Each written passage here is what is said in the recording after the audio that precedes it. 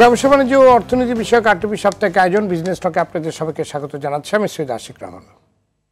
দর্শক, যে রেমিটেন্স যোদ্ধাদের বিপুল ত্যাগ ও পরিশ্রমে ভর করে বাংলাদেশের অর্থনীতি অভ্যন্তরীণ ও আন্তর্জাতিক মন্দা পরিস্থিতি মোকাবিলা করেও শক্ত অবস্থান ধরে রাখছে, সেই রেমিটেন্স যোদ্ধাদের সবচেয়ে বড় ভোগান্তির কারণ হয়ে দাঁড়িয়েছে প্লেনের টিকিট। ঢাকা এবং প্রতিবেশী ভারতের কলকাতা থেকে আকাশপথে বিশ্বের বিভিন্ন গন্তব্যের দূরত্ব কাছাকাছি হলেও প্লেনের টিকিটের দামের পার্থক্য দ্বিগুণ থেকে 4 গুণ পর্যন্ত। কলকাতা থেকে জেদ্দা রুটে টিকিটের দাম 19,000 রুপির মতো, অথচ বাংলাদেশ বিমানে ঢাকা থেকে জেদ্দা যেতে টিকিটের দাম রাখা হচ্ছে প্রায় 78,000 টাকা। বাংলাদেশে মাইগ্রেশন ব্যয় সারা বিশ্বের মধ্যে সর্বোচ্চ হওয়ার পেছনেও অনেকে দায়ী করছেন প্লেনের টিকিটের দামকে। সংশ্লিষ্টরা বলছেন, জাতীয় রাজস্ব বোর্ড আরোপিত মাত্রাতিরিক্ত travel tax, excise duty, civil এভিয়েশনের আকাশচুম্বী ল্যান্ডিং ও পার্কিং ফি, জেট ফুয়েলের বাড়তি মূল্য নির্ধারণ, বকেয়া টাকা না পেয়ে বিদেশি এয়ারলাইন্সগুলোর ভাড়া বৃদ্ধি সহ নানান কারণে বাংলাদেশ থেকে বিভিন্ন গন্তব্যে টিকিটের দাম অনেক বেশি পড়ছে। এর সঙ্গে যুক্ত হয়েছে কিছু এজেন্সির কারসাজি। অভিযোগ রয়েছে, একটি পক্ষ নানান কৌশলে বিপুল পরিমাণ টিকিট মজুত করে কৃত্রিম সংকট সৃষ্টি করে যাত্রীদের পকেট কাটছে।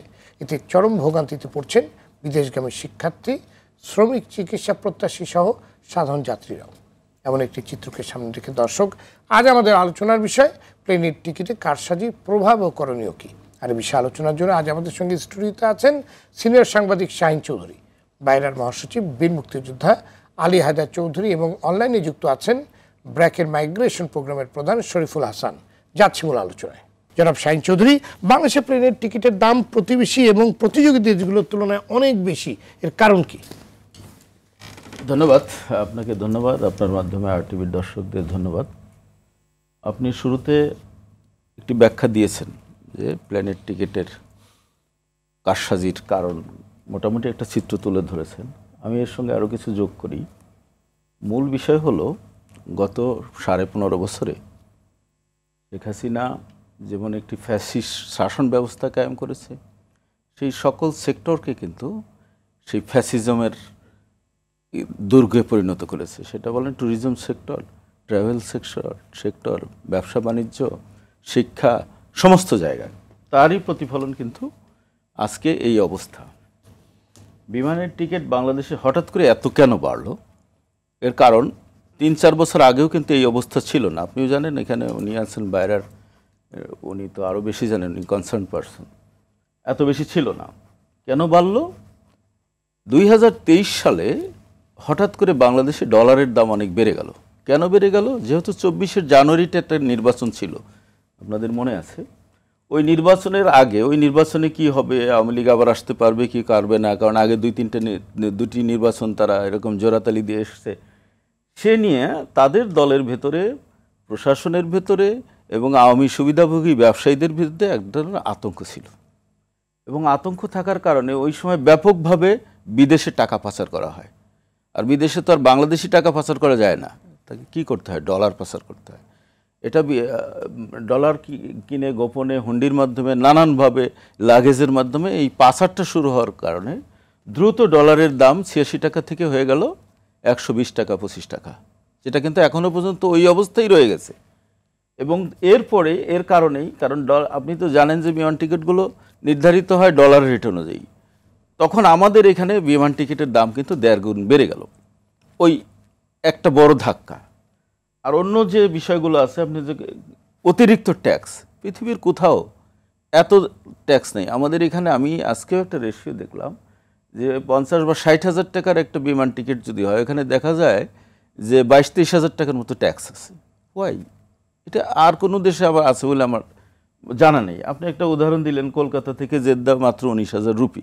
19,000 রুপিকে আমি যদি বাংলা টাকায় করি, সেটা বড়জোর 22-23 হাজার টাকার দাঁড়ায়, কিন্তু টাকার ভ্যালুয়েশন অনুযায়ী, বা 25,000 দাঁড়ায়।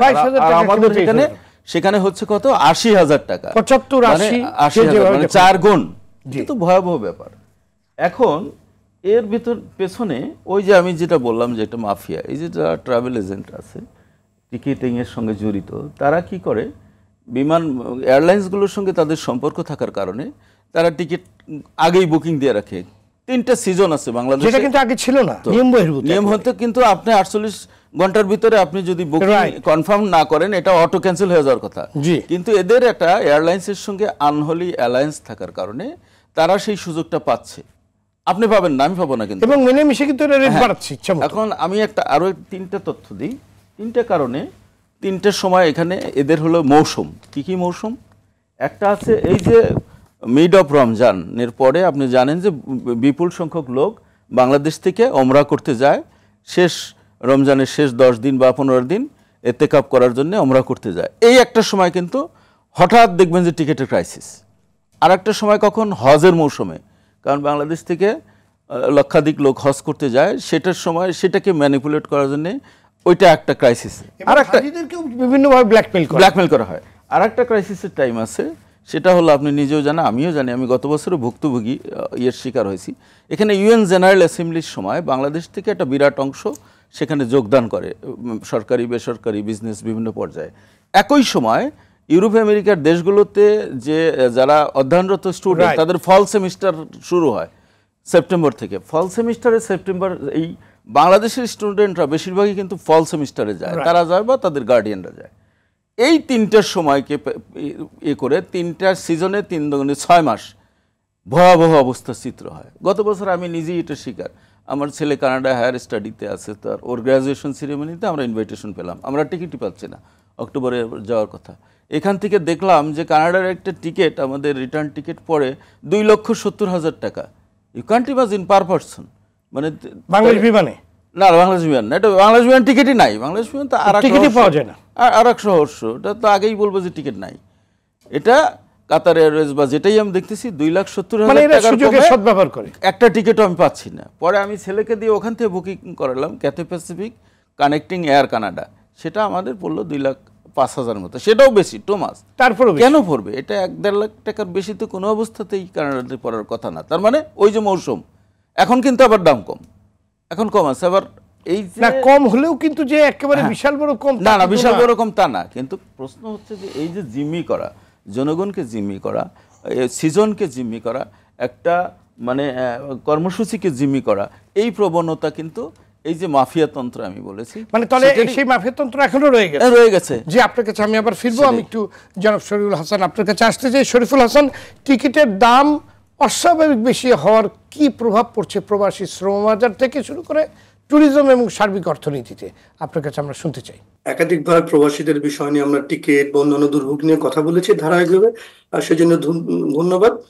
তবে যদি যেটা সহজ থাকতো যে কোনো একটা সরকার ফ্যাসিস্ট আমলের টিকিট বেড়েছে আর এখন রাতারাতি পরিবর্তন হয়ে গেছে, বিষয়টা এতটা সিম্পল না।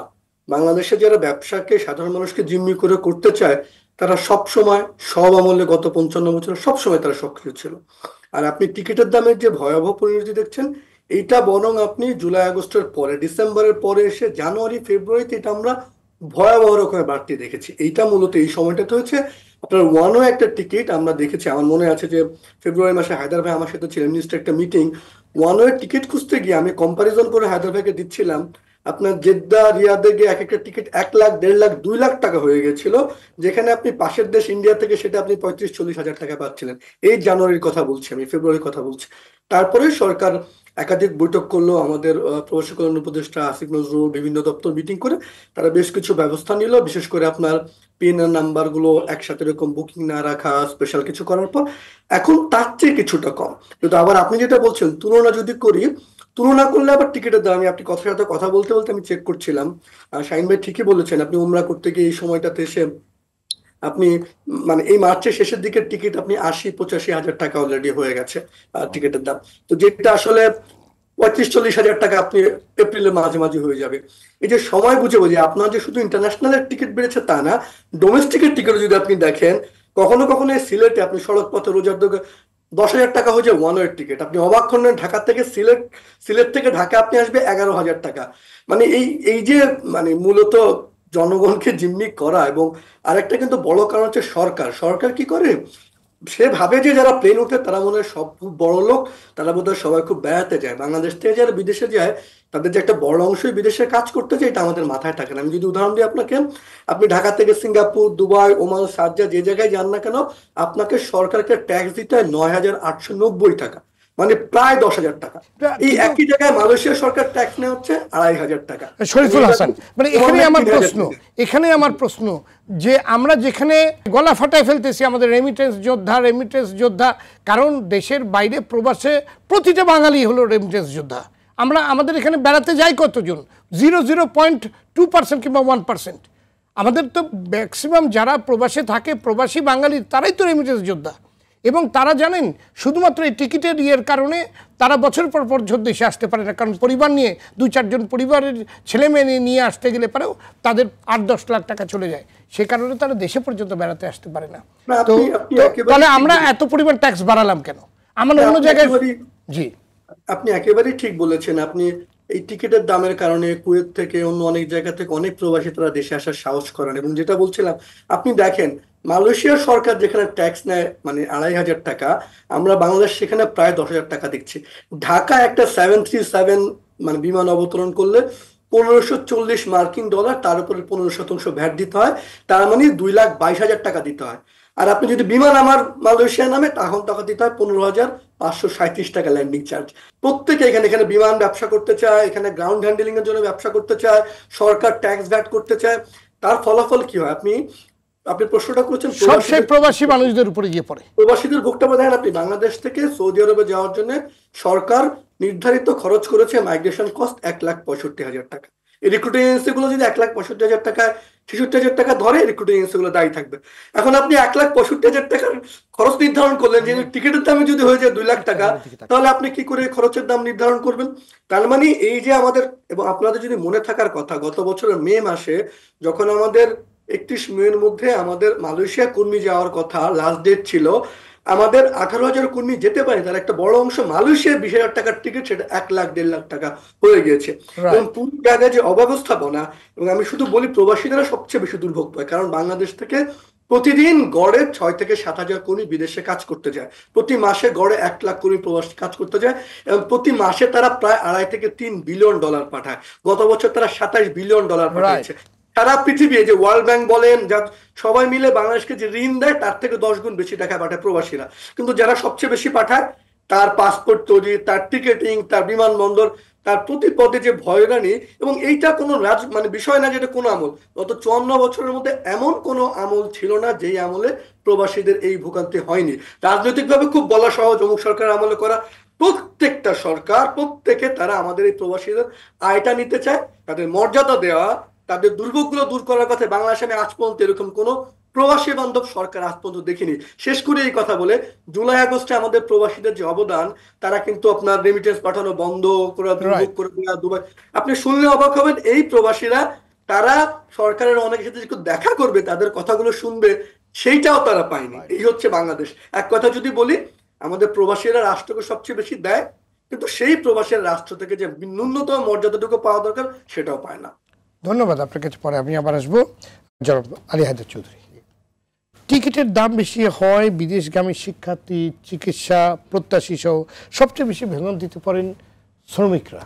মনে করেন জমি জমা বিক্রি করে, ঋণ করে উচ্চ মূল্যে প্লেনের টিকিট কিনতে গিয়ে প্রায় অনেকেই সর্বশান্ত হচ্ছেন। এই অমানবিক পরিস্থিতির সুরাহা আমরা করতে পারছি না কেন? এখন তো মনে করেন আমরা সংস্কার নিয়ে অনেক কাজ করছি, তো এই সেক্টরে তো সবচেয়ে বেশি সংস্কার হওয়া উচিত। কারণ আমি তো বলতে পারি, কিংবা আমরা বলতে চাই যে শ্রমিকদের কথা বরংবার আমরা বলি, যে প্রবাসীদের কথা, যে তারা তাদের রেমিটেন্স যোদ্ধা তাদেরকে বলি, দেশের অর্থনীতিকে বাঁচিয়ে রেখেছে, অথচ তাদের এয়ারপোর্টের ট্যাক্স বেড়ে যাচ্ছে প্রতিদিন, তাদের বিভিন্ন ল্যান্ডিং ফি বিভিন্ন নামে করে তাদের উপর এই টিকিটের ট্যাক্স বাড়ানো হচ্ছে, এবং টিকিটের মূল্য বেড়ে যাচ্ছে। এই অমানবিকতার শেষ কোথায়? আমি আপনার শেষ প্রশ্নটা দিয়ে শুরু করতে চাচ্ছি। সরকার অনেকগুলো বিষয়ে, অনেকগুলো সেক্টরে কিন্তু সংস্কার কমিশন করেছে, অথচ সবচেয়ে গুরুত্বপূর্ণ সেক্টর হচ্ছে আমাদের অভিবাসী সেক্টর, যেটা উইদাউট এনি ইনভেস্টমেন্ট শুধু দিয়েই যাচ্ছে। আমরা গত বছর কিন্তু এই দেশের ভাত, পানি, কোনো কিছুই ব্যবহার করে 27 বিলিয়ন উইদাউট এনি ইনভেস্টমেন্ট প্রতি বছরে এটা আসতেছে, উইদাউট এনি জিরো কস্ট আসতেছে। অথচ এই সেক্টরটা নিয়ে সংস্কার হওয়ার কথা ছিল। এই সেক্টরের অথচ দেখেন 1 বিলিয়ন লোনের জন্য আমরা মাথার ঘাম পায়ে ফেলছি, কত শর্ত পূরণ করতে হচ্ছে আমাদেরকে 1 বিলিয়নের জন্য। এই সেক্টর নিয়ে কোনো সংস্কার কমিশন হয়নি, আর তারা নিঃস্বার্থভাবে 27 বিলিয়ন আমাদের দিচ্ছে। আমরা বিভিন্ন আলোচকদের সাথে আমরা আলোচনা করেছি এই সেক্টরটা নিয়ে একটা সংস্কার কমিশন হওয়ার দরকার ছিল। এনিওয়ে, এতক্ষণ শরীফ হাসান বলেছেন, আমার সিনিয়র সাংবাদিক ভাই বলেছেন, সার্বিক বিষয় তুলে ধরেছেন। এটার সাথে আমি একটু সাপ্লিমেন্ট আরও একটু করতে চাচ্ছি। সেটা হচ্ছে কি, দেখেন ইন্টারন্যাশনাল ফ্লাইটগুলো তারা যেটা করে এই অবস্থায়, তারা কিন্তু তাদের যেখানে সপ্তাহে 7টা ফ্লাইট ছিল আগে, তারা ফ্লাইট এখন 7টা অপারেট করে 4টাতে নিয়ে আসছে।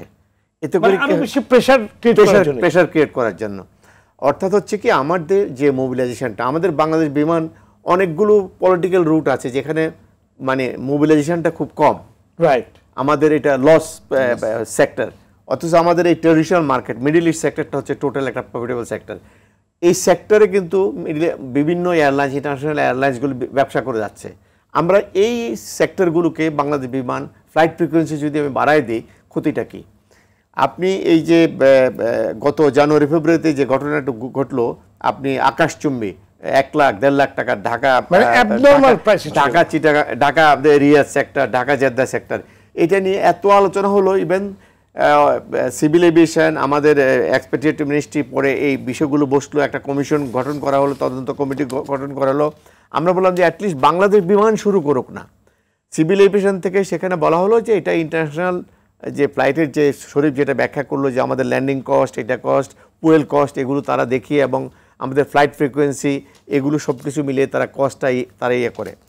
আমরা এটার কোনো যুক্তি কোনো রকম খুঁজে পাই না। এরপর একটা দেখা গেল যে একটা ব্লক টিকেটে একটা সিস্টেম বেরোলো, যে বড় বড় কয়েকটা ট্রাভেলিং এজেন্সি একটা সেই 1 মাস আগে, এখন আপনার ধরেন মার্চ, এপ্রিল মে তারা এগুলো বুক করে ফেললো যে আমার 1000 টিকিট দরকার।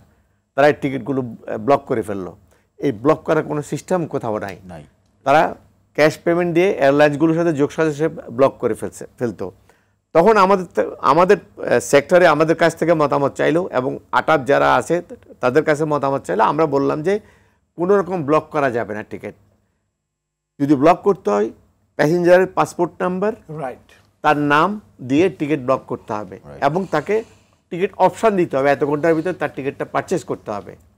1 মাস সে টিকিট ব্লক করতে পারে না। এবং এই সার্বিক বিষয়গুলো নিয়ে একটা তদন্ত কমিটি করার পরে এই জিনিসটা বাংলাদেশ বিমান আস্তে আস্তে এটা একটু কমে আসছে। মানে ব্লক করতে পারবে না, এটা বিভিন্ন রকমের টাস্ক ফোর্স করা হয়েছে যাতে এই টিকিট প্রাইসগুলো ইয়ে করা। এখানে এই সুযোগটা আমাদের এই যে টোটাল এই সেক্টরের এই সুবিধাটা দেখেন, আমাদের টোটাল মোবিলাইজেশন আমরা গত বছর 13 লোক পাঠিয়েছি, 13 লক্ষ। আমরা 24 যদি ধরে আমরা 13 লক্ষ পাঠিয়েছি, 24 আমরা পাঠিয়েছি। এই যে আমরা এই 13 লক্ষ 11 লক্ষ কর্মী আমাদের দেশের বাইরে যায়, তার মধ্যে 10% শুধু বাংলাদেশ বিমান ক্যারি করে, আর টোটাল 90% কিন্তু ইন্টারন্যাশনাল এয়ারলাইন্সগুলো, Emirates, Qatar Airways, Saudi Airlines, Malaysian Airlines, তারা ক্যারি করে। তার মানে কি আমার এই বাংলাদেশ বিমানের সাথে যোগসাজশ করে যে টাকাগুলো চলে যায়, এটার বেনিফিট 10% বাংলাদেশ বিমান পায়, আর 90% বাইরে চলে যায়, ফরেন ক্যারিয়ারগুলো নিয়ে যায় এবং ফরেন কারেন্সিতে তারা সেটা চলে যায়। এই সার্বিক এগুলো যখন সবার টনক নড়লো, তারপরে মিডিয়াগুলো হইচই শুরু করলো। আমরা যখন হইচই শুরু করলাম, আমরা বিভিন্ন প্রেস কনফারেন্স করলাম, মন্ত্রণালয়ের সাথে করলাম। এরপরে কিছুটা প্রাইস কমেছে, সেই 1.5 লক্ষ থেকে কিছুটা প্রাইস কমেছে, এখন স্টিল প্রাইস ইজ হাই।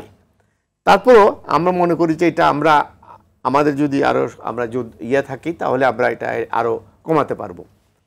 এখন আপনি যে কথাটা বললেন যে আমাদের কন্ট্রিবিউশনটা, আমাদের এই যে প্রবাসী যারা আমাদের আমরা তাদেরকে রেমিটেন্স যোদ্ধা বলি, আমরা দেখেন তাদের পাঠানো রেমিটেন্সটা আমাদের অর্থনীতিতে কতটুকু, এই যে আমাদের কোভিডের সময় আমাদের অর্থনীতিতে একটু আস্থা রাখতে দেয়নি।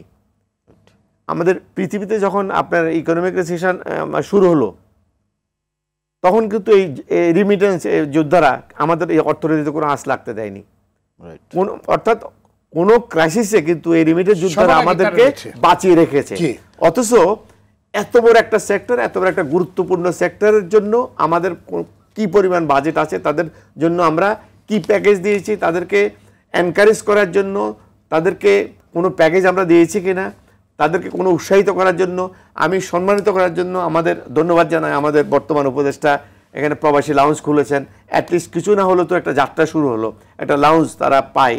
যদিও আমি এটাকে খুব বড় আমি মনে করি যে আমি যদি তাদের জন্য কোনো অর্থনৈতিক বেনিফিট ডিক্লেয়ার দিতে পারি, যে সে একটা আমাদের কর্মী যদি 2 বছর সে বাইরে থাকে, সে যদি বেশ কিছু জিনিস আনতে পারে, এটার উপর কোনো ট্যাক্স থাকবে না। একটা রেমিটেন্স যোদ্ধা সে যদি 2টা মোবাইল টেলিফোন আনার জন্য চিটাং এয়ারপোর্টে হ্যারাস হতে হয়, তাকে সে কান্না করতে হয়, তাহলে সে কিসের রেমিটেন্স যোদ্ধা? তাকে কি সম্মান দিচ্ছে আমরা? আর এই সময় যোদ্ধা, এই সময় 2টা মোবাইল ফোন আনা, এটা কোনো কথা হলো? আপনি প্যাকেজ দিয়ে দেন যে সে একটা যে কোনো বিদেশি মানে আমাদের কর্মীরা এই জিনিস সে ফ্রিতে আনতে পারবে, আনতে দেন তাদেরকে। এই বেসিক জিনিসগুলো আমাদেরকে মানে এইটুকু রেসপেক্ট তো তাদেরকে দেখানো হয় না। ধন্যবাদ। আসলে আমি আপনার কাছে জানতে চাই যে দেখেন, কদিন আগে দেখলাম ইউএস বাংলা আপনার 45,000 টাকায় রিয়াদ কিংবা আপনার জেদ্দাতে তার পাঠাচ্ছে, এবং জেনারেল তাদের রেট হলো আপনার এখান থেকে মধ্যপ্রাচ্যের যে কোনো ডেস্টিনেশন, বিশেষ করে রিয়াদ কিংবা জেদ্দাতে আপনার 61,000 টাকা। আর পাশাপাশি বিমান, যে রাষ্ট্রীয় সংস্থা যে রাষ্ট্রের সকল সুযোগ সুবিধা সে ভোগ করছে, তার সেম ডেস্টিনেশন ভাড়া হলো 75 থেকে 78 টাকা। কথা তো আমাদের ওখানেই, যেখানে মানে প্রবাসীদের কম রেটে পাঠানোর দরকার উচিত, সেখানে বিমানের রেট বেশি হয় কিভাবে? বিমান তো সকল সুবিধা মুক্ত। আমরা সিভিল এভিয়েশনের সাথে বসছি, আমরা সিভিল এভিয়েশন এবং আমাদের এক্সপেক্টেড মিনিস্ট্রি এগুলো নিয়ে বসছে। এগুলো কস্ট ওরা বিভিন্ন কারণ দেখায়, বিভিন্ন টেকনিক্যাল কারণ, হ্যান্ডেলিং কস্ট দেখায়। আমাদের কথা হচ্ছে যে এই রুটটা, ট্রেডিশনাল রুটটা যেটা আমরা বলি, ট্রেডিশনাল রুট বলতে আমরা মধ্যপ্রাচ্যের এই বেল্টটাকে বলি। আমি ফ্লাইট ফ্রিকোয়েন্সি বাড়াই দিই না, আমাদের তো হাজার হাজার লক্ষ লক্ষ লোক যাচ্ছে এই রুটটাতে।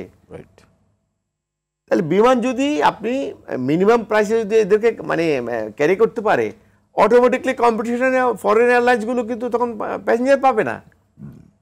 সিম্পল জিনিস, এটা সিম্পল জিনিস। কেন করে না এটা তারাই জানে, বলেছি তারাই জানে, এটা উত্তর তারাই দিতে পারবে। ধন্যবাদ আপনাকে জনাব সাহেব চৌধুরী। প্লেনের টিকিটের সঙ্গে ট্রাভেল ট্যাক্স, আবগারি শুল্ক সহ নানান ফি জুড়ে দেওয়া হচ্ছে, মানে কি সবকিছুই জনগণের উপর দিয়ে, মানে সেই প্রবাসী যারা আপনার এই রেমিটেন্স যোদ্ধা বলছি তাদের উপরেই তাদের ট্রাভেল ট্যাক্স, আবগারি শুল্ক সহ নানান ফি জুড়ে দেওয়া হচ্ছে। এর ফলে টিকিটের দাম 40% মতো বেড়ে যাচ্ছে। এটা কতখানি যুক্তিসঙ্গত? ধন্যবাদ। এটা তো আসলে মোটেই যুক্তিসঙ্গত নয়, এটা হলো এক কথায় উত্তর। আর এর সঙ্গে আমি একটু সাপ্লিমেন্ট করি অন্যান্য বিষয়, যেমন আমাদের শরীফুল ভাই একটা ইম্পর্টেন্ট তথ্য তুলে ধরছেন যে ঢাকা এয়ারপোর্টে গ্রাউন্ড হ্যান্ডলিং চার্জ কুয়ালালামপুর এয়ারপোর্টে যেখানে 15,000 টাকা হয়, এখানে প্রায় 2 লাখ টাকা একটা এয়ারলাইন। তাহলে এইরকম অ্যাবনর্মাল গ্রাউন্ড হ্যান্ডলিং চার্জ দিয়ে কিভাবে আপনাকে কম মূল্যে টিকিট দিবে তারা, বলেন আপনি? হোয়াই? এটা কেন? এটা সিভিল এভিয়েশন কর্তৃপক্ষের আজকেরই টকশোটার পরে আমি মনে করি তাদের এটা নজরে নেওয়া উচিত এবং নেওয়া উচিত। কারণ এখন তো আমরা বলেছি যে আমরা ফ্যাসিজমকে বিদায় করেছি, তাহলে এখন তো কথা বলতে হবে এবং কথা অনুযায়ী অ্যাকশন নিতে হবে। এগুলো একটা জিনিস। আর আরেকটা জিনিস হলো যে আরও টিকিট কেন আমাদের এখানে দাম বাড়ছে, সব কথাই আসছে আলোচনায়, এই জিনিসটা আসে নাই। যেটা হলো ওই যে আমি বলেছিলাম যে বিদেশি আমাদের যখন ডলারের দাম বাড়লো, আমরা যখন ফরেন কারেন্সিতে পেমেন্ট দিতে পারছিলাম না, এয়ারলাইন্সগুলোকে তো পেমেন্ট দিতে হয় ডলারে।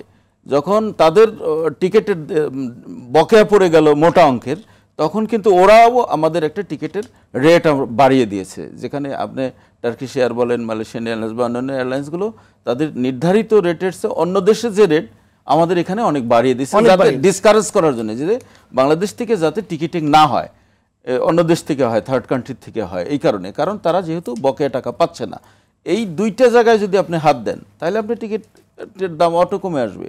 আর আপনি যে প্রশ্নটা করেছেন যে ট্যাক্স এত বেশি কেন হবে, মানে আবারও বলছি, যাদেরকে বারংবার আমরা জমিনের যোদ্ধার কথা বলছি, তাদের যাতায়াতকে সহজ এবং আরামদায়ক না করে তাদের টিকিটের উপরে প্রতিনিয়ত ট্যাক্স, ফি, আবগারি শুল্ক বাড়িয়ে দাও। তাই না, শুধু টিকিটের উপরে প্রতিনিয়ত আছে, আর হয়রানির তো কোনো শেষ নাই। ওই আমাদের আরেক ভাই বলেছেন যে এখানে একটা লাউঞ্জ উদ্বোধন হয়েছে, এই লাউঞ্জের কোনো ইউজ নাই। আমি কিছুদিন আগেও বাইরে থেকে আসলাম তো, এবং এখানে ঢাকার একটা আপনার এই লাগেজ পেতে প্রায় 1 ঘন্টা লাগে। আপনি তো you are a well travel person, luggage পেতে 1 ঘন্টা লাগে। আমি লাস্ট টাইম যখন কানাডা থেকে আসলাম, আমার লাগেজের জন্য 1 ঘন্টা বসে থাকতে হয়েছে, অথচ টরন্টোতে গিয়ে তো 10 মিনিটও বসে থাকতে হয়নি, গেল এক। আর এইখানে শুধু তাই না, এখনো পর্যন্ত লাগেজের আপনার এই বেল্ট ভাঙা, তালা ভাঙা করার এই প্রবণতা রয়ে গেছে। এই হয়রানির শিকার সবচেয়ে বেশি হয় কিন্তু এই রেমিটেন্স যোদ্ধারা। আপনার আমার লাগেজ ওরা ধরতে সাহস পায় না, বা আমরা গ্রিন চ্যানেল দিয়ে বেরিয়ে যাই, ওরা কিন্তু ফেয়ার, মানে 2টা মোবাইল আনলেও তারা কিন্তু কাস্টমসকে ফেস করে আসে, আর কাস্টমস এই সুযোগে ওদেরকে চেপে ধরে, মানে ওদের কাছ থেকে যত পারে আদায় করে নিতে পারে। এই যে প্রবণতা, এই প্রবণতা যদি বন্ধ না হয়, তাহলে আমি মনে করি এই সেক্টরের আমাদের অবস্থা আরও খারাপ হবে। অথচ এই যে একটা মূল্যবান তথ্য আমাদের ওই ভাই দিলেন যে $27 বিলিয়ন আমরা পাচ্ছি বছরে এই রেমিটেন্স যোদ্ধাদের কাছ থেকে। আমাদের ওই $4 বিলিয়ন ওই লোন নিতে গিয়ে বিগত সরকারের কি অবস্থা হয়েছিল, তাও সেটা আবার দিবে 4 কিস্তিতে 3 বছর ধরে, মানে IMF এর লোন। এবং ওই IMF এর লোন দিতে গিয়ে আপনাকে তেলের দাম বাড়াতে হবে, আপনাকে বিদ্যুতের দাম, নানান রকম শর্ত দিয়ে এই $4 বিলিয়ন আপনি 4 কিস্তিতে দেবে, সেটারও এই অবস্থা। অথচ আমরা $27 বিলিয়ন পাচ্ছি যাদের কাছ থেকে পাচ্ছি বিনা খরচে, বিনা পরিশ্রমে, বিনা প্রচারণা। তাদেরকে বাংলাদেশের পানি বায়ু পর্যন্ত ব্যবহার করছে না, তাদেরকে আমরা হয়রানি করছি। যাওয়ার সময় বিমানবন্দরে আপনি গিয়ে দেখেন ইমিগ্রেশনে কি লম্বা কিউ, বেহুদা তাদেরকে আটকে রাখা হয়, নানান কিছু কোয়ারি করা হয়। আমাদের যে কেন, কারণটা কি? সেই অনুযায়ী আমাদের এয়ারপোর্টের এখন ইয়েটা খুবই কম, স্পেসটা খুব কম। আমাদের থার্ড টার্মিনালটা যদি ওপেন করতে পারে তাহলে তো সার্ভিস আর একটু বেটার। শুধু কম না, আমি গ্রাউন্ড হ্যান্ডলিং যদি আপনাদের প্রফেশনালি না হয় তাহলে কোনো লাভ হবে না। শুধু কম না, আমি যোগ করি কম না, এটা হচ্ছে মানসিকতা। আমাদের এখানে ইমিগ্রেশনে যারা বসে তারা মনে করে একজন লোককে যদি একটু হয়রানি করতে পারে, 5 কথা জিজ্ঞেস করতে পারে, তাহলে এটা বোধহয় তার ক্রেডিট। এটা আপনিও একজন ওয়েল ট্রাভেল পারসন, যেহেতু আপনি এই সেক্টরেরই একজন ব্যবসায়ী, আপনি যান সারা পৃথিবীতে যান, কোথাও 1 মিনিটও লাগে না ইমিগ্রেশনে, 2 মিনিটও লাগে না। আপনার এখানে এমনিতেই জিজ্ঞেস করবে, নাম লিখবে, করবে, একটু ক্যামেরার সামনে দাঁড়ান, ইত্যাদি ইত্যাদি। এই যে হয়রানি, এবং সবচেয়ে আনস্মার্ট, সবচেয়ে অথর্ব লোকদেরকে এই ইমিগ্রেশনে দেওয়া হয়। কেন দেওয়া হয় আমি জানি না। এই হয়রানি থেকে যদি আমরা মুক্তি না পাই, তাহলে কিন্তু আমাদের এই রেমিটেন্স যোদ্ধারা নিরুৎসাহিত হয়ে পড়বে, এবং আমাদের অর্থনীতি কিন্তু আর এগোবে না। ধন্যবাদ আপনাকে। জনাব শরীফুল হাসান, বাংলাদেশ বেসামরিক বিমান চলাচল কর্তৃপক্ষ এবং মন্ত্রণালয়ের অদক্ষতা, অনিয়ম এবং দুর্নীতির ঘানি টানতে হচ্ছে দেশের সাধারণ মানুষকে। যৌক্তিক অযৌক্তিক নানান ফি যাত্রীদের উপর চাপিয়ে দেওয়া হচ্ছে। এভাবে কতদিন চলবে? এর শেষ কোথায়?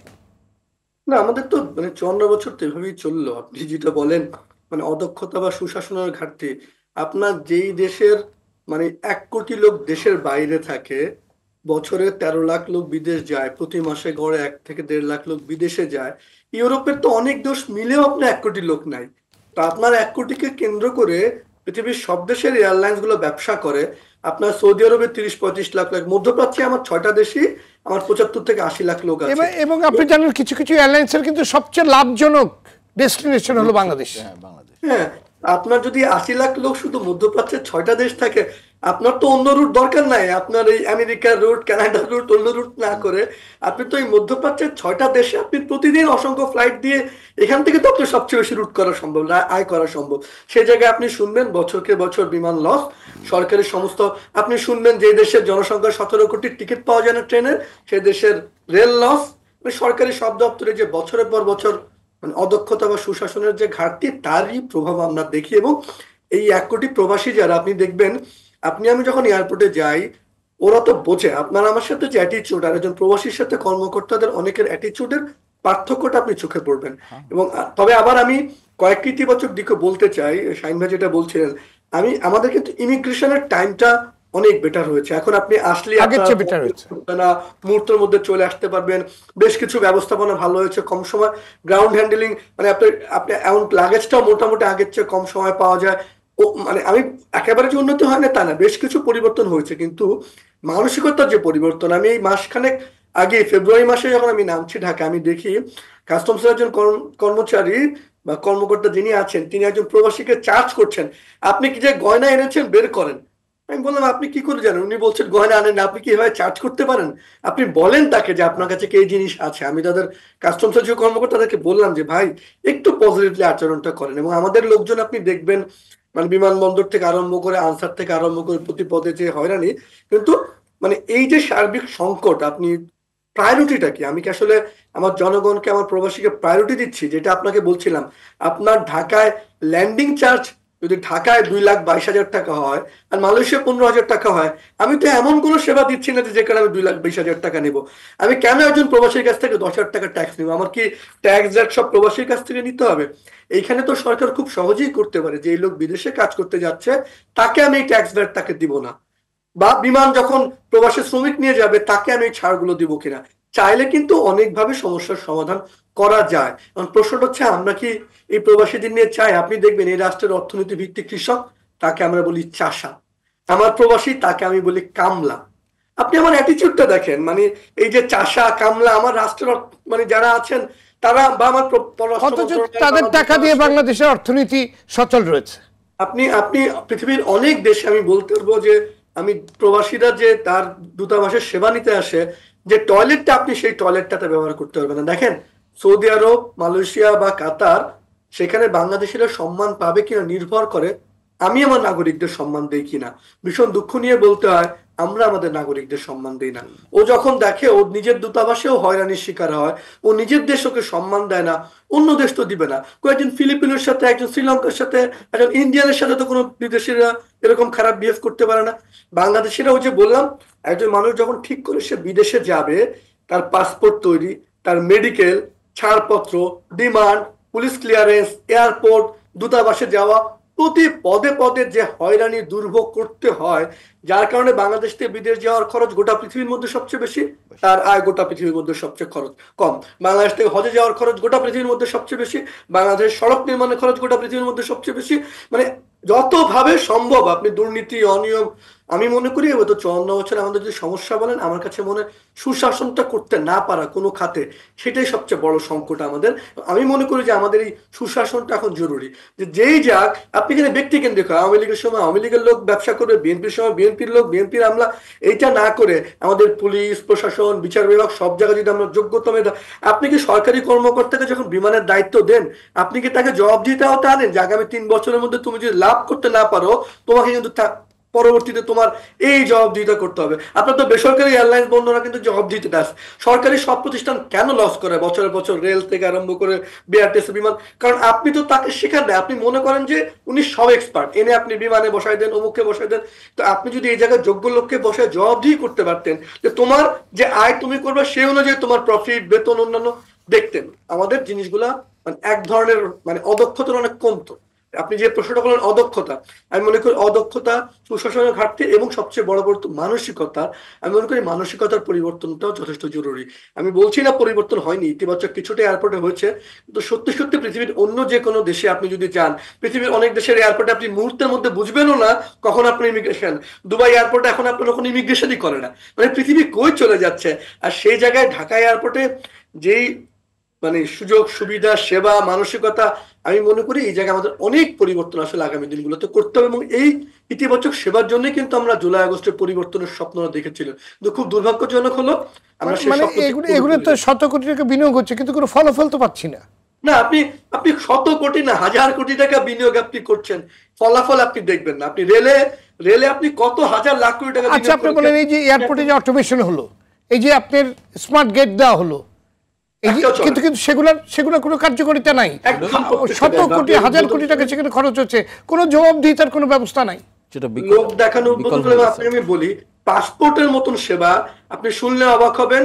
কোভিড এর পর পৃথিবীর সব দূতাবাসে আমাদের একযোগে এমআরপি পাসপোর্ট ছাপা বন্ধ ছিল। এখন আপনি ভূমির ট্যাক্স দিতে যান, সার্ভিস বন্ধ, বিআরটিসির ড্রাইভিং লাইসেন্সের সার্ভিস বন্ধ ছিল। একটা দেশের ভূমি সেবা, পাসপোর্ট সেবা, ড্রাইভিং লাইসেন্স বছর পর মাসে বন্ধ থাকতে পারে, আপনি কোন সেবাটা দেন? যেই লোক বলে একজন বিচারক, তিনি তার বিচারক পরিচয় ঢুকে কোর্টে যান, একজন পুলিশ সুপার তার পুলিশের পোশাকটা পরে থানায় সেবা নিতে যাক, ডিসি সাহেব তার পরিচয় বলে অন্য জায়গায় সেবা নিতে যাক, তাহলেই বাংলাদেশের উন্নতি কতটুকু হয়েছে তারা বুঝতে পারবে। এদেশের নাগরিকের প্রতি পদে পদে জন্ম থেকে মৃত্যু, জন্ম নিবন্ধন থেকে শুরু করে মৃত্যু, প্রতি পদে পদে যে হয়রানি ভোগান্তিতে পড়তে হয়, ন্যূনতম মর্যাদাটা সে পায় না। ভীষণ দুঃখজনক। ধন্যবাদ আপনাকে জনাব আলী হায়দার চৌধুরী। এই যে প্লেনের টিকিটের দাম নিয়ে দীর্ঘদিন ধরে একটি সিন্ডিকেটের কথা কিংবা কারসাজির অভিযোগগুলো উঠছে, কিন্তু এই কারসাজি যারা করছে, যারা মিলে এই কারসাজিগুলো করছে, তাদের বিরুদ্ধে তো কোনো রকম আসলে ব্যবস্থা নিতে আমরা কখনো দেখিনি, কিংবা আমরা কখনো দেখিনি যে তাদের দু একজনকে ধরা হয়েছে এবং তাদেরকে জেলে দেওয়া হয়েছে। না, এরকম আমাদের কাছে কোনো নজির নাই। আমাদের লাস্ট যে ক্রাইসিসটা, যেটা আমরা জানুয়ারি ফেব্রুয়ারিতে আমরা করলাম, এটা তো একদম মানে হিমশিম খাওয়ার মতো। আমাদের মানে যেখানে 1,40,000 পর্যন্ত ঢাকা রিয়াদ ডেস্টিনেশনে আমরা এত টাকা দেওয়ার পরেও 2 মাস আমরা কোনো টিকিট পাচ্ছিলাম না। তো এই পরিস্থিতিতে, এই প্রেক্ষাপটে ডেফিনেটলি কোথাও না কোথাও একটা বিশাল একটা এরর ছিল। তো এইগুলো একটা চিহ্নিত করে এটাকে একটা যদি উল্লেখযোগ্য কোথাও যদি আমরা পানিশমেন্ট দিতে পারতাম, তাহলে হয়তো বিষয়গুলো আমরা জানতে পারতাম সবগুলো মিলে। গভর্নমেন্ট চেষ্টা করেছে, আলাপ আলোচনা করেছে, প্রাইভেট সেক্টর, সেখানে সিভিল এভিয়েশন, বিভিন্ন এয়ারলাইন্স, ইভেন আমরা বিভিন্ন মন্ত্রণালয় আমরা একসাথে বসে আলোচনা করেছি। কিন্তু আলোচনা করে আমরা কিছুটা বাংলাদেশ বিমানকে কিছুটা কস্টটা কমিয়ে আনার চেষ্টা করেছি। কিন্তু এটার পিছনে যারা কারসাজি করেছে বা এই জিনিসগুলোকে আমরা পানিশমেন্ট দিতে পারিনি। আমাদেরকে এখনও চিন্তা করতে হবে। আমাদের কথা হচ্ছে যে আমরা প্রায়শ বলি, এবং এটা আমরা এটা স্বীকার করার মানে কোনো নাই, যে আমরা বাংলাদেশের ঢাকা সৌদি আরবের ডেস্টিনেশন গভর্নমেন্ট আমাদের ঠিক করে দিয়েছে 1,60,000 টাকা, অথচ টিকিটের দামই পড়ে যায় সেখানে 1,40,000 টাকা। এবং এটা মাইগ্রেশন কস্ট আমাদের দেশে হাই, অন্যান্য দেশের তুলনায় টিকিট প্রাইস হাই। পাসপোর্ট, আপনি একটা শ্রমিকের পাসপোর্ট করতে চান সেটাও সবচেয়ে হাই, আপনি তাকে মেডিকেল করতে চান সেটাও কিন্তু হাই। আপনি সস্তা কোনটা? তাকে একটা শ্রমিক বিদেশ যাবে, সে সস্তা সুলভ মূল্যে সহজ পদ্ধতিতে বিদেশ কী করে যাবে? আপনি এই রাস্তাটা, আপনি এই রুটটাকে আপনি স্মুথ রুটটা করে দেন না, যে সহজভাবে। রিসেন্টলি আমাদের প্রধান উপদেষ্টা একটা জিনিস করেছেন, যে পাসপোর্ট কোনো দরকার না, ইমিগ্রেশন ক্লিয়ারেন্সের দরকার, পুলিশ ক্লিয়ারেন্সের দরকার না, একদিনে পাসপোর্ট পেয়ে যাবে। এটা ভালো, ঠিক আছে, এটা একটা স্টেপ আমার মানে কমিয়ে দিয়েছে। কিন্তু বাকিগুলো, একটা শ্রমিক যে একটা পাসপোর্ট সে যেতে সহজ পাবে, সে যাতে সহজভাবে মেডিকেল করতে পারে মিনিমাম কস্টে, সে সহজভাবে যাতে পুলিশ ক্লিয়ারেন্স দিতে পারে। এরপরে আপনার সৌদি আরবে যেতে তাকে একটা পুলিশ ক্লিয়ারেন্স এমবেসিতে জমা দিতে হয়। আপনি বলেন প্রান্তিক জনগোষ্ঠী কোনো লোক যদি সে পুলিশ ক্লিয়ারেন্সের জন্য একটা থানায় যায়, তাহলে তার কী অবস্থা হয় সেটা সে নিজে বুঝেন। সেখানে কস্ট ইনভলভমেন্ট থাকে, প্রি ডিপার্চার ব্রিফিংয়ে তার কস্ট ইনভলভমেন্ট থাকে, ট্রেনিং নিতে তাকে কস্ট ইনভলভমেন্ট থাকে, মানে কোথাও তার কস্ট ইনভলভমেন্ট নাই, এটা আমাকে বলেন। তাহলে আমাকে একটা রাস্তা তৈরি করতে হবে। এটা শুধু প্রবাসীদের জন্য এই রাস্তাটা, এই রাস্তাটা থাকবে একদম সিল্ক ওয়ে, স্মুথ। এখানে one stop service A to Z পর্যন্ত সেই স্মুথলি তার ডেস্টিনেশনে পৌঁছবে। এরকম একটা চিন্তা যদি আমি অনলাইন সিস্টেম, ডিজিটাল সিস্টেম যদি আমি করতে পারি, তাহলে পরে আমি ওই সেবাটা দিতে পারবো। আমি তার যাওয়াটা সুগম করতে পারবো, মাইগ্রেশন কস্টটা তার মিনিমাম করতে পারবো, এবং সেই স্মুথলি আবার যাতে ফেরত আসতে পারে, যদি আমি ওই সেবাটাকে অনলাইন একই ট্র্যাকে নিয়ে আসতে পারি। সমস্ত সার্ভিসগুলো, তার যাওয়া আসার যতগুলো সার্ভিস আছে, যতগুলো স্টেপ আছে, দূতাবাস থেকে শুরু করে এবং এইখানকার মন্ত্রণালয় থেকে শুরু করে, বিএমইডি থেকে শুরু করে, এয়ারপোর্ট থেকে শুরু করে, সবগুলোকে একটা সিঙ্গেল ট্র্যাকে নিয়ে আসতে পারবো। তাহলে পরে আমার জবাবদিহিতা, স্বচ্ছতা, আমরা যারা সার্ভিস সেক্টর আমরা সার্ভিস দিয়ে থাকি, আমরাও একই ট্র্যাকে যদি একটা ওয়ান লাইন সিঙ্গেল ট্র্যাকে আমরা সবাই আসতে পারি, তাহলে সবারই একটা জবাব দিতে থাকবে। আমার যেরকম জবাব দিতে থাকবে, মন্ত্রণালয়ের জবাব দিতে থাকবে, দূতাবাসের জবাব দিতে থাকবে, এবং এয়ারপোর্টের জবাব দিতে থাকবে। প্রত্যেককে জবাব দিতে যতক্ষণ পর্যন্ত আনা যাবে, ততক্ষণ পর্যন্ত প্রবাসীদের এই বিড়ম্বনা কখনো কমবে না। ধন্যবাদ আপনাকে শাহিন চৌধুরী। বাংলাদেশ বিমান টিকিটের দাম বেশি নিচ্ছে, অন্যদিকে কিন্তু লাভের পরিবর্তে প্রতি বছর লস দিচ্ছে, বিপুল অর্থ লোকসান করছে এবং বিভিন্ন রকম অনিয়ম তো রয়েছেই। অথচ রাষ্ট্রের সংস্থা হিসেবে প্রতিষ্ঠানটি বেশ কিছু সুযোগ সুবিধা কিন্তু সেখানে ভোগ করছে।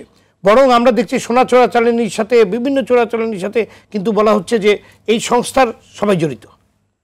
দুর্বৃত্তদের বৃত্ত থেকে বিমানকে বের করার উপায় কি? ধন্যবাদ, আপনি নিজেই বলেছেন। আমি সাথে আরও যোগ করি, সেটা হলো বাংলাদেশ বিমান কেন লস করে।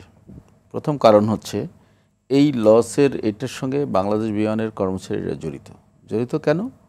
আপনি বিমানে একটা টিকিট বুকিং দিতে যান, আপনি দেখবেন যে টিকিট নাই, টিকিট সবার আগে নাই।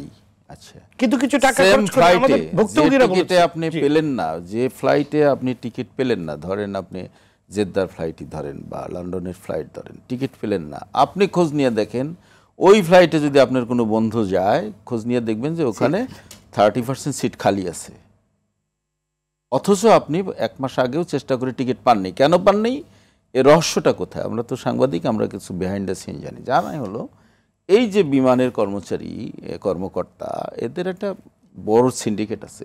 এটা হলো বেসরকারি এয়ারলাইন্সগুলোর সঙ্গে তাদের একটা নেটওয়ার্ক আছে, এবং বেসরকারি এয়ারলাইন্সের সঙ্গে আছে যে তুমি তোমার ক্রাইসিস দেখাবা এবং তুমি টিকিট দিবা না, তুমি আমাদের কাছ থেকে এরকম একটা কমিশন পাবে মান্থলি। বুঝতে পারছেন? এটা হলো আত্মঘাতী কাজ।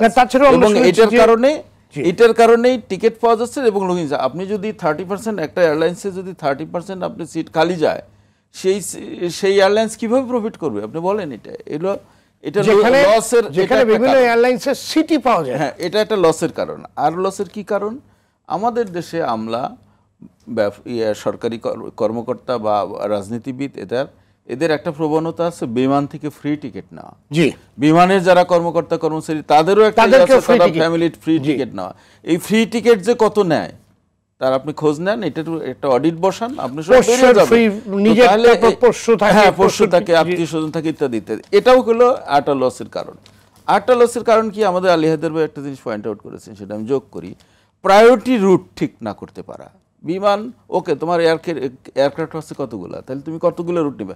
ধরেন ঢাকা ম্যানচেস্টার ঢাকা, এই রুটটা মাঝে মধ্যে নিউজ আসে যে যাত্রীর অভাবে ফ্লাইট ক্যান্সেল হয়েছে ইত্যাদিতে।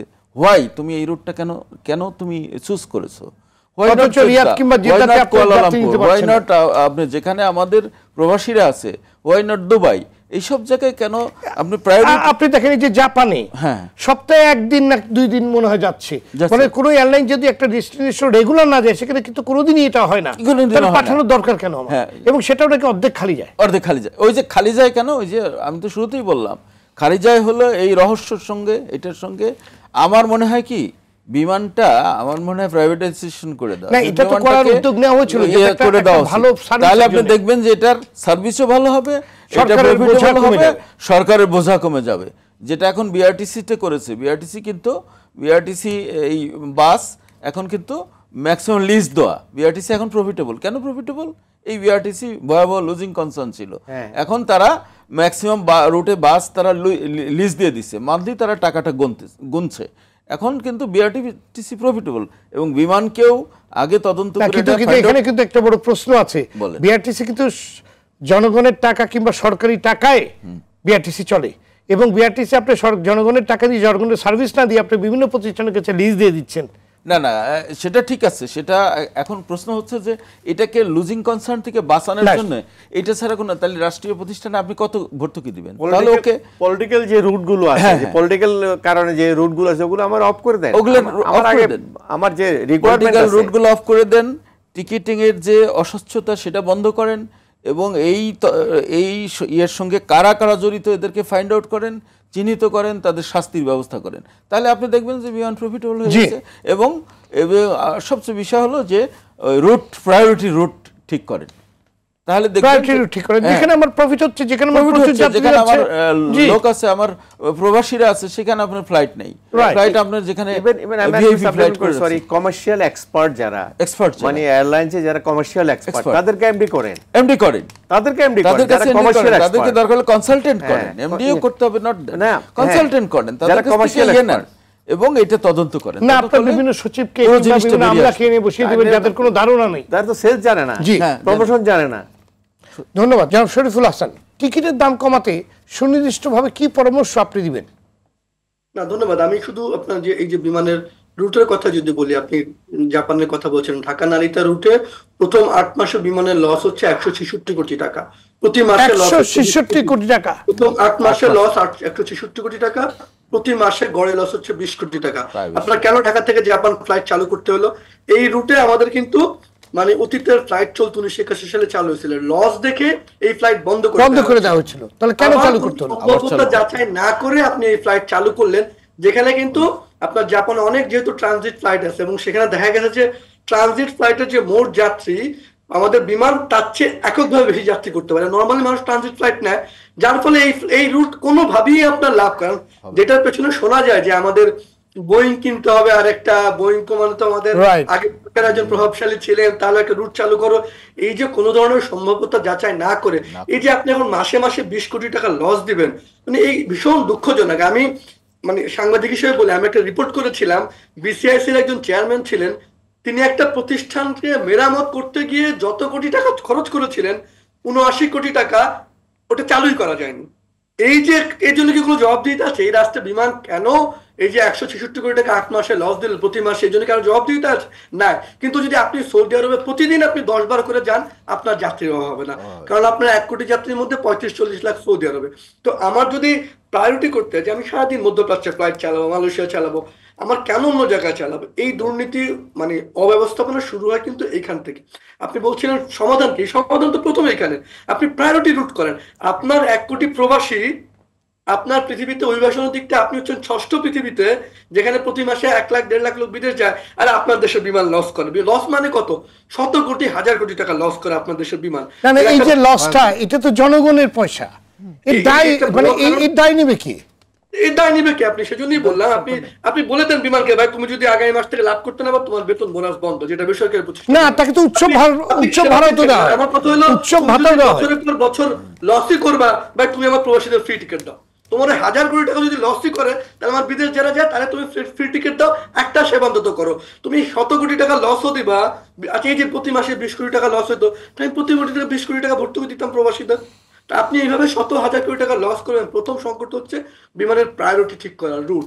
দ্বিতীয়ত হচ্ছে জবাবদিহিতার আওতা আনা, যে আমি কোন রুটে যাব, আমার আয় কত, এইটা না হলে করবো কিনা। তারপরে আপনি বললেন যে আমাকে কম্পারেটিভলি দেখতে হবে।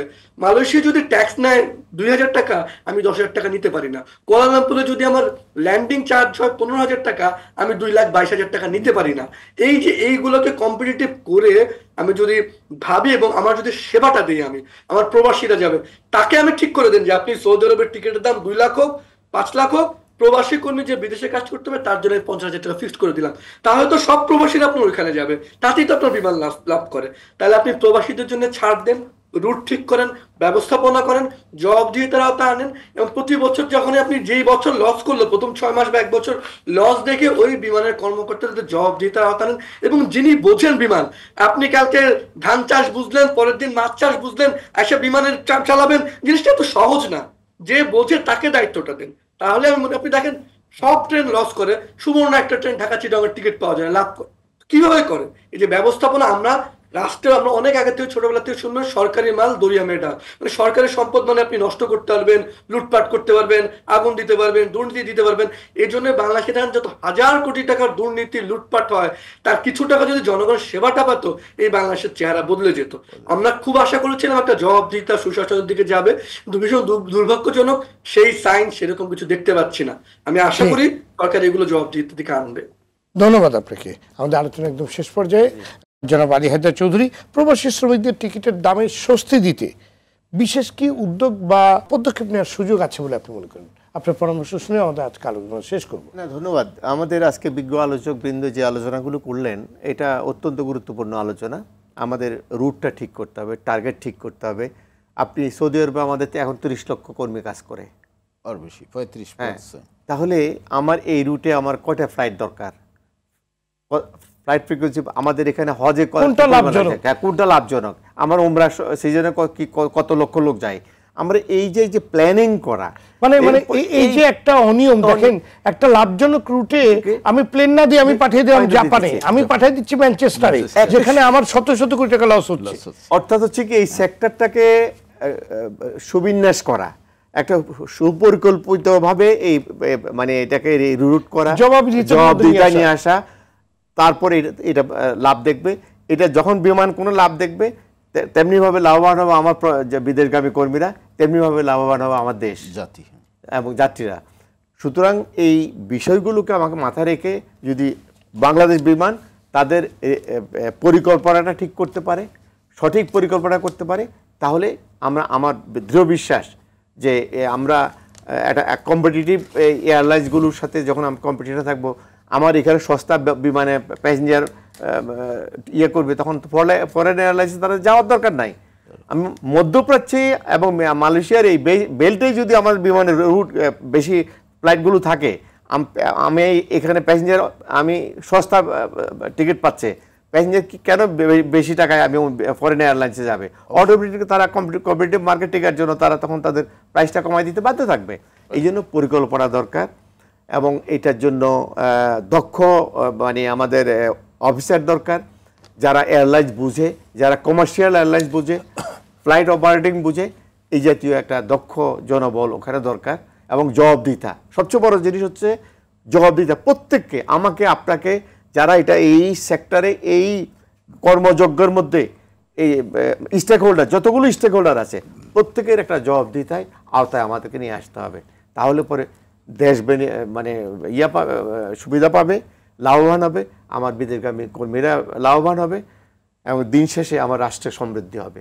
জি, ধন্যবাদ আপনাদের সবাই কাজকে আলোচনায় যোগ দেওয়ার জন্য। দর্শক, প্লেনে বিদেশ গমন বাংলাদেশের জন্য বিলাসী সেবা নয়, কারণ বাংলাদেশ থেকে বিশ্বের বিভিন্ন গন্তব্যে অধিকাংশ যাত্রী যায় কাজের উদ্দেশ্যে, এবং কাজের বিনিময়ে অর্জিত মজুরি তারা প্রায় পুরোটাই দেশে পাঠিয়ে দেশকে অর্থনৈতিকভাবে সমৃদ্ধ করছে। যাদের রক্ত ঘামে দেশের অর্থনীতি শক্তিশালী হচ্ছে, তাদের যাতায়াতের উপর উচ্চ ট্যাক্স আরোপ করা যেমন অমানবিক, তেমনি রাষ্ট্রীয় নিপীড়ন বলেও মনে করছেন পর্যবেক্ষকরা। এই প্রবণতা থেকে বেরোতে হবে। ল্যান্ডিং চার্জ, উচ্চ হারে ট্যাক্স আরোপ সহ যেসব কারণে টিকিটের দাম বাড়ছে তা চিহ্নিত করে সমাধান করতে হবে। টিকিটের দাম কমিয়ে আনতে হবে। রাজনৈতিক ফ্লাইটগুলো বন্ধ করে বিমানকে মধ্যপ্রাচ্য সহ গুরুত্বপূর্ণ এবং যাত্রী ঘন রুটগুলোতে ফ্লাইট বাড়াতে হবে। বিমান ব্যবচালক সহ ব্যবস্থাপনায় দক্ষ ও পেশাদার জনবল নিয়োগ দিতে হবে। এমন পরামর্শগুলি উঠে এসেছে আজকের আলোচনায়। দর্শক, আজ এ পর্যন্তই। সবাই ভালো থাকুন, সুস্থ থাকুন, সঙ্গে থাকার জন্য ধন্যবাদ।